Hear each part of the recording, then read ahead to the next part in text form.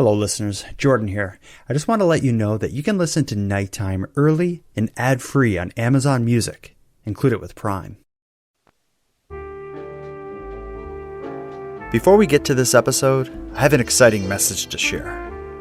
What you're about to hear is a story I originally covered back in 2017.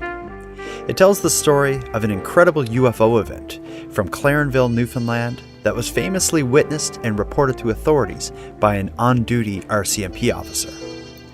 Why am I releasing the episode now, you ask?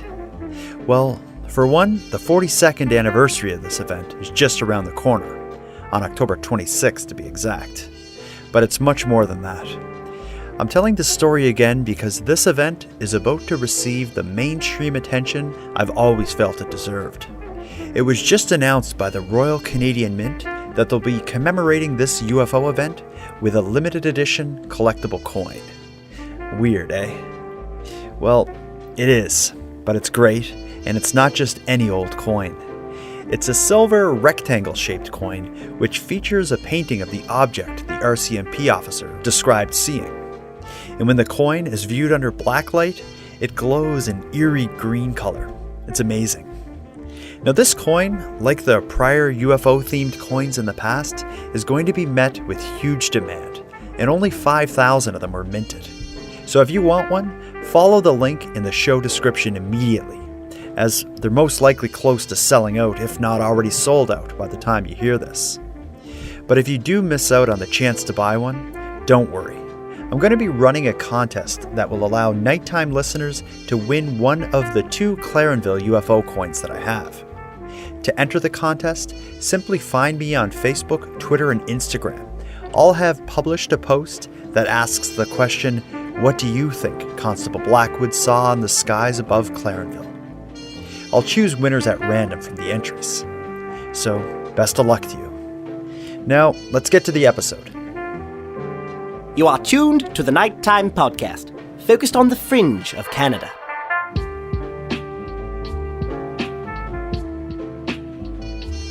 Hello, listeners. I have a really incredible story about a UFO sighting for you tonight. The story is going to take us back to the year 1978 and to the small town of Clarenville, Newfoundland. Now, even many of the UFO enthusiasts out there listening to this may not be familiar with this sighting. But let me just say straight out of the gate, this one is something special. And here's why. When many consider the identity of a strange object in the sky, there's often very little to go by. Researchers will start with the common explanations, like known aircraft or light or weather phenomenon. But once those are ruled out, we're often left with an eyewitness account and possibly some amateur photo or video evidence. But with that said, even high-end modern-day cameras do a poor job of capturing a point of light in a dark sky. And as such, visual evidence is usually of such poor quality that it does little more than distract from a description of what was seen by the naked eye. And that's why, in my opinion, the most compelling evidence is the detailed report of a credible eyewitness. And in tonight's case, we'll certainly get that. Like many others out there, my introduction to the story was via a strange piece of video footage that found its way across some of the more interesting places on the internet. There are endless versions of the video floating around, but most of them have a name to the effect of Newfoundland RCMP officer interview about UFO, 1978. The video itself shows a sort of makeshift press conference, all shot from a single stationary camera. As the video's name suggests, the tightly framed shot shows a uniformed RCMP officer seated alone at a desk, clearly and confidently answering a series of questions about a UFO sighting. No wind, it was just simply No, the sky was clear. There wasn't a cloud in the sky. Would you mind holding up the drawing you did of the object of the cameras, Constable? This is just a rough sketch of the object. Now, the blue flashing lights, there was one on this side here and one on the other side of the vehicle, and the red light was approximately here. Ever since I stumbled upon this video, I was taken by this case for a variety of reasons. For one, the video itself is a very entertaining piece of Canadian UFO history. But more than that, I was drawn in by the fact that the RCMP had allowed one of their officers to speak publicly about such an experience. And as I mentioned in the introduction, to me, that is some of the most compelling evidence there is. After I found this story, I knew it was something that listeners of Nighttime would enjoy. And thus, work on this episode began. But a funny thing happened while tracking down information on the sighting, and more specifically on the officer. My search kept leading back to viral videos of a guy whose home seemed overrun with wild raccoons. I'll get back to that a little bit later. For now, it's needless to say, I found the man in the video, Constable Blackwood, and he agreed to share his incredible story. So let's get to it. Tonight, in this episode of Nighttime, our topic is Constable Jim Blackwood and the 1978 Clarenville UFO sighting.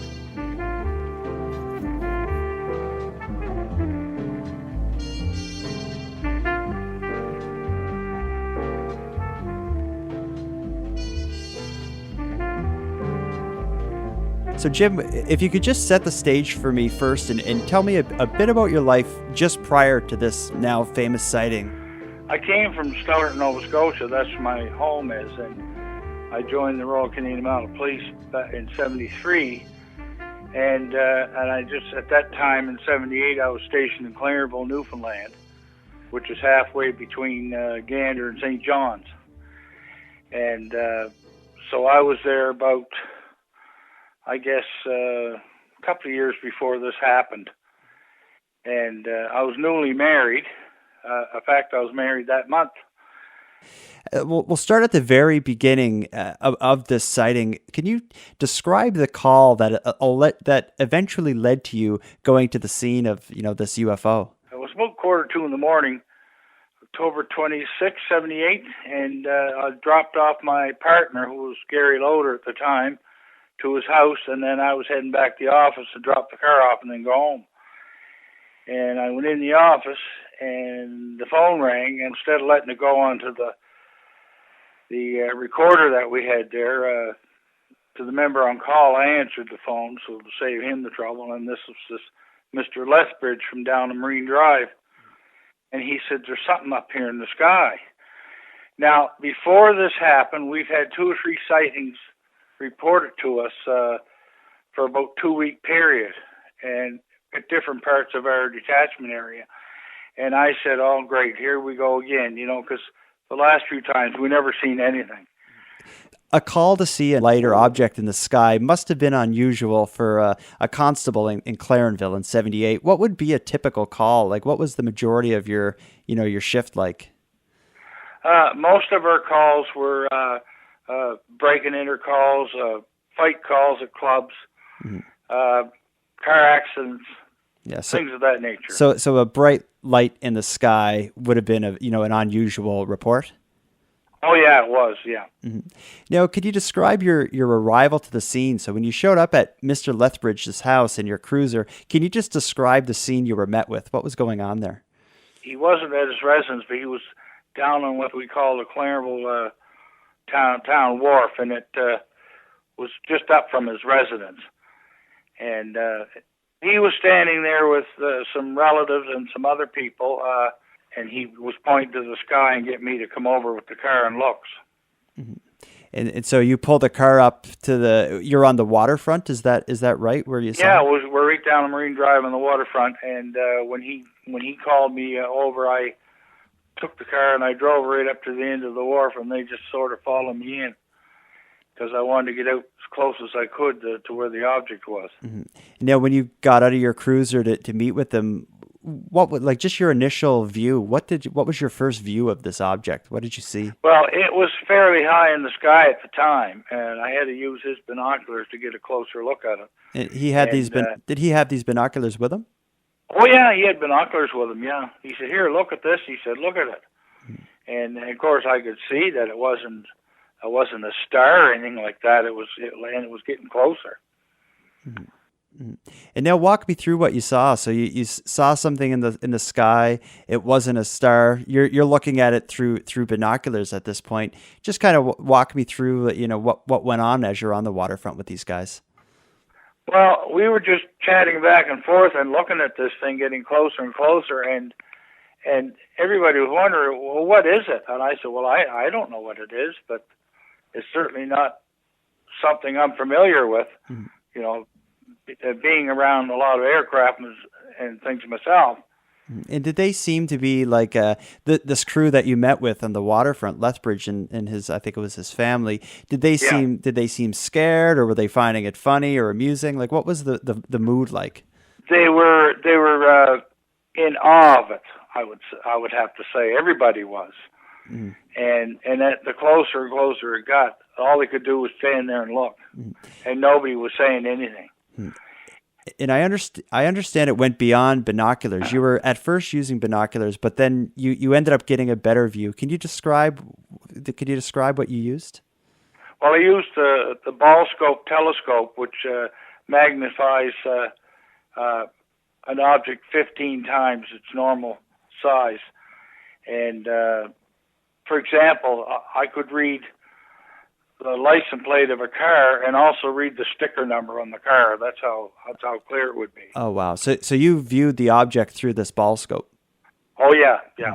And I didn't have to turn it up much either, because if I turned it up all the way, it would fill it so I couldn't even see the object. It would blot it out if I turned it up too much. Mm-hmm. And so, getting such a clear view of it, what did it look like? Like, what did you see?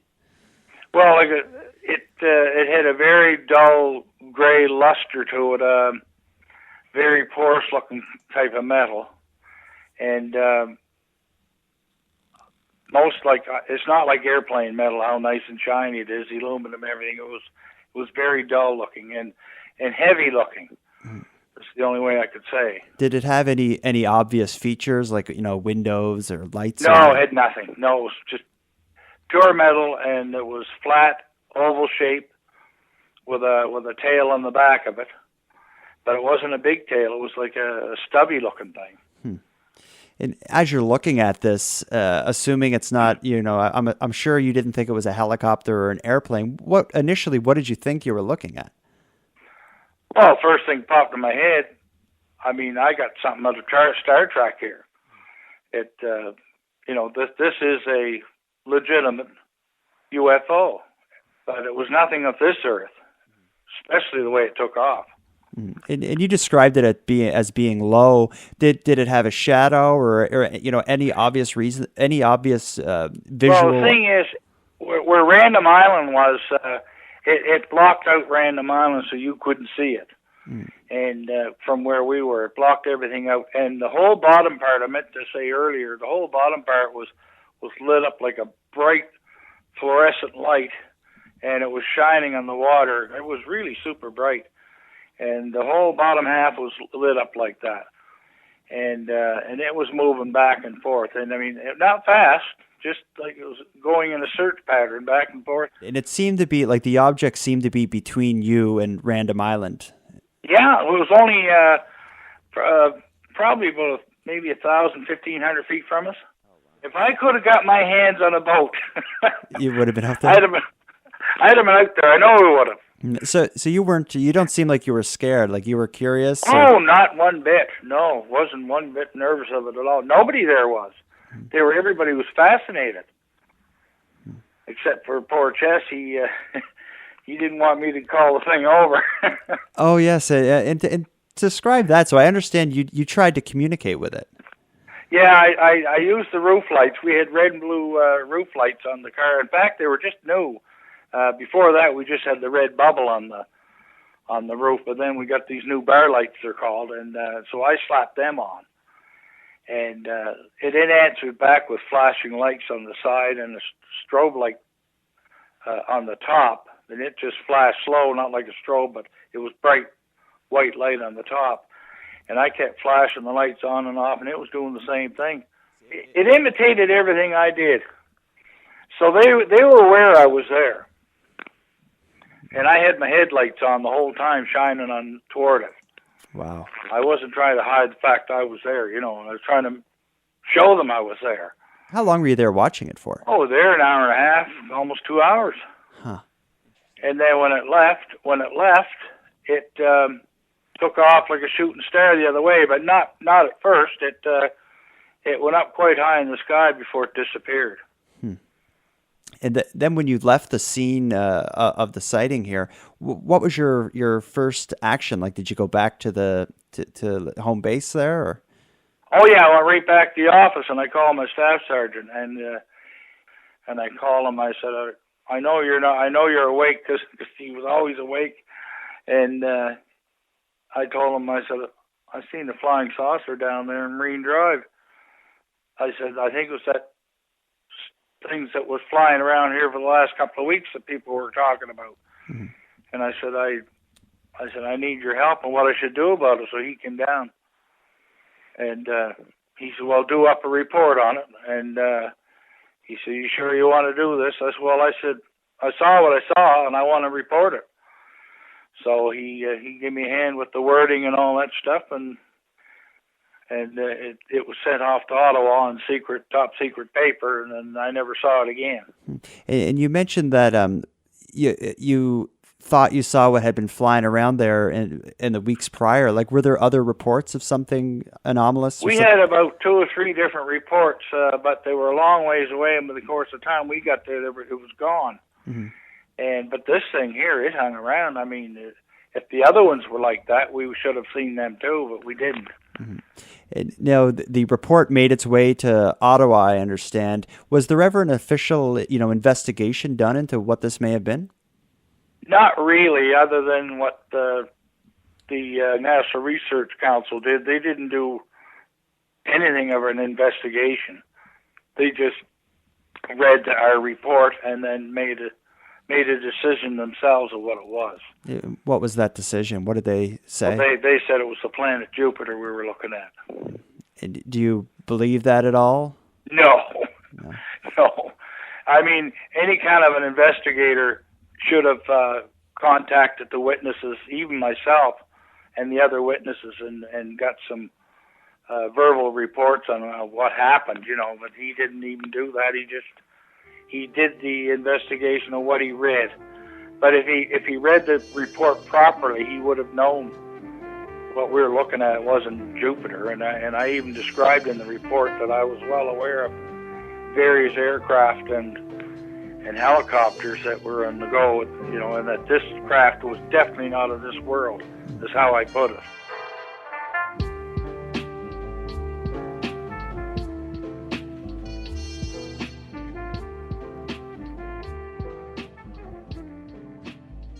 With this investigation and the ruling that it was Jupiter, I understand that this sighting had received such heavy media attention. How did the press get involved in this? What happened was the local guy from the VOCM News, he heard about it through people at coffee shop, and so he went down to the office and he said, who saw the flying saucer? And I think one of the boys said, well, Blackwood did. So he knew me, so he called me at the house, and I said, I can't talk about it unless I get permission from headquarters. So I hung up on him, and the next thing you know, the staff sergeant called me in. So he said, headquarters wants you to do an interview with CBC television. But anyway, he came out with a camera crew, and we did that interview out behind the office. And then the very next day, Jeff Sterling came out, and he did the interview in the office, in the staff sergeant's office, and that was the one that was on. It was on Newfoundland television. Right to this very day, they still broadcast it for a filler, How did that sit-down interview come about? It just seems like a very unusual situation to see a police officer sitting down behind a desk, as a young man getting grilled by these questions about a UFO. How did this interview come about? Well, Jeff Sterling was very well known in Newfoundland, and he's a multi-millionaire at the time, and he pulled a few strings to have that interview done. And and the staff sergeant gave up his office and everything. And I'll tell you, when I was trying to do the interview, a couple of my co-workers were standing, like his office had glass all the way around. Mm-hmm. And they were standing the other side of the glass, sticking their tongues out at me and making faces and stuff. And I'm trying to look at this guy in the eye and trying to be serious, you know. Hilarious. Now, I guess that'll lead to my next question is like with in the late 70s, a police officer seeing a UFO is probably something that some people would laugh at. I'm just curious how your friends and family, and especially the fellow police officers, how did they react to this story as well as the amount of media attention you were getting? Well, they made fun of me, but they knew it was serious, and they believed what I saw. And, you know, because they would own up to me in private, you know, we believe your story. And there was never an issue. Even the ident people believed it. But if they were out there in the office together, they'd call me Mork from Mork and stuff like that, you know. But I just let it go off like a water in a duck's back. I just didn't bother with it. Seeing something as unusual as this, it must have had some sort of impact on your life. Can you tell me, how this sighting had changed your life or affected you in some way? None whatsoever. I just went about my business like I normally did, and I never had dreams about it or anything like that.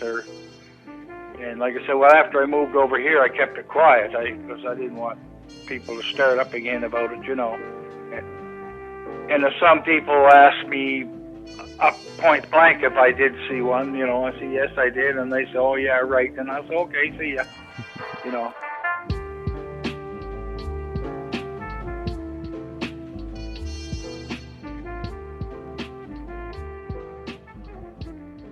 And just as you explained, you've since this sighting until now, you've left both Newfoundland and law enforcement. So just to get me caught up, can you tell me a bit about what's happened in your life since this sighting back in the late 70s? Well, I left the force in 1980. I had 7 years in, and my dad took ill, and I tried to get transferred home, but of course, the force wouldn't transfer you back then. And so I put in for free discharge, and I got it. And when I moved back here, I went with the local police force here for 7 years. And then I got on with the school board, and I drove school bus for 15. And then I went to work for Sobeys Empire. I was operations supervisor for their building at the Empire Building. And I stayed there till 4 years ago. I retired. It'll be 4 years this April. Oh, wow. Yeah. And since your retirement, I'm guessing with some of your free time, you again have captured the public imagination. This time, instead of it being a UFO sighting, it's with your hugely popular YouTube channel called The Raccoon Whisperer. Could you just describe your YouTube channel to people listening?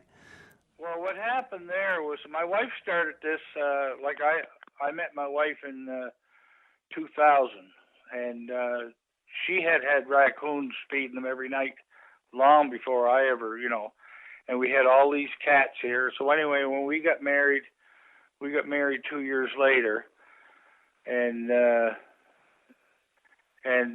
we always had the raccoons here, and they were there every night, and she always made sure we had sandwiches. I mean, they didn't eat as good as they do now.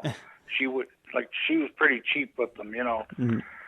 But I give them the very best. And but anyway, she died of cancer there in 2003, and it was a sudden cancer. Like, she went in the hospital on Monday and was dead Wednesday. Oh. And the last thing she said was, just make sure you look after the cats. Well, we had 10 cats, and I had 16 more in the barn. And then I had her mother here, so she wanted me to look after her. I did that for 10 years, looked after her until she died. And all the cats died off except, they all died, and then I got 2 more from a rescue in Halifax. But the rascal that I had there now, she's a daughter of my wife's original raccoon. And I always said that, I'll feed her until she dies and then I'm done. Well, that was 13 years ago. And I said to Hope for Wildlife, I said, how long do these raccoons? She said 3 to 5 years. I said, well, here I am 13 years later, she's still there. But that's the reason I did that. And then a couple of years ago, I was talking to a friend of mine in Newfoundland, and I had the YouTube channel there, well, forever. Mm-hmm. And I posted this video with the peanut butter sandwiches or something. So anyway, they said, this friend of mine said, you should put that on YouTube. Well, I didn't know what it was. She said, well, put it up. So I subscribed to it, and I put it on there. And then I started adding more videos, but the one with the peanut butter sandwiches is called. It took off. It's got like 500,000 views or something like that. And so then she calls me back again. It was last year. She said, you're getting all these views. You can make money off it. So now I'm getting paid by Google for the advertising on my videos on YouTube. I don't get nothing for Facebook. Mm. But so every video I make on Facebook, it also goes on YouTube. So I got 600 videos on YouTube now. And now I got a following of, like, I think 2,500 I got on there now, from all over the world. And these are people watching videos of you feeding a group of raccoons. It's not just one. The videos I've watched, it looks like... I've had as many as 18 here. Jeez. But... and when you say right here... Now, oh, sorry. And when you say here, you mean in your house? Like they come right in your kitchen? Oh, yeah. Well, right now I don't let them in because they're too dirty. They're all wet. Like on dry nights, I'll open up the door and I'll put the cats in the bedroom and then open up the door and they come in and they go down the basement and look around. They come up and come in here, sit on the couch, watch TV. And so they're very tame. Wow. And I've never been bitten. For people out there listening that want to check out the YouTube channel, how did they find it? You just go on YouTube and type in Raccoon Whisperer, and you'll hit my videos. Incredible. And now I promised her I would do that, but I mean, like I say, it costs money to feed them, around $200 to $250 a month. But depending on how many views I get, Google sends me. They don't send me a check; they do a direct deposit. Okay. But I should have been doing that years ago. Never thought to. Mm-hmm.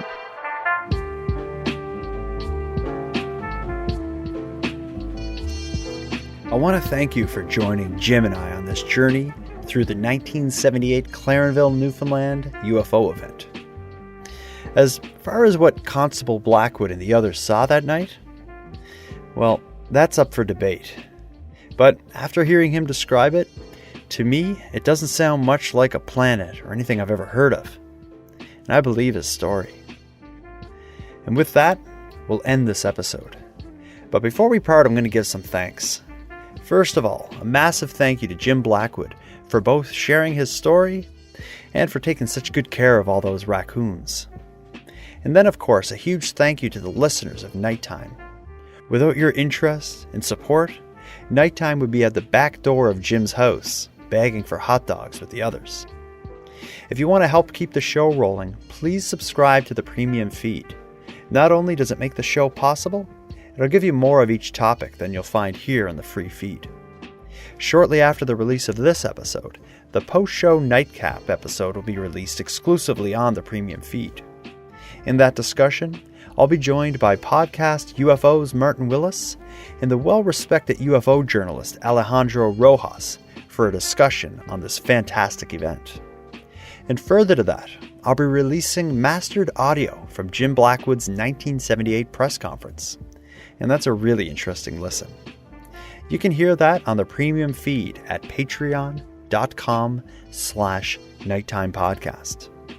And since I brought up the premium feed, let me thank the newest subscribers. Keegan and Angela, thank you for your generous support. And for anyone else who'd like to support the show, you can also help me keep Canada weird by sharing the episodes on social media. And if you have any story ideas, or if you want to give feedback on the show, you can reach me at nighttimepodcast.com/contact. You'll also find me on social media. I'm on Facebook, Twitter, and Instagram using the handle @NighttimePod. Now until next time, take care of each other, hug your loved ones tight, and let me know if you ever call the police about a UFO. The Nighttime Podcast is written, hosted and produced by Jordan Bonaparte. Copyright Jordan Bonaparte.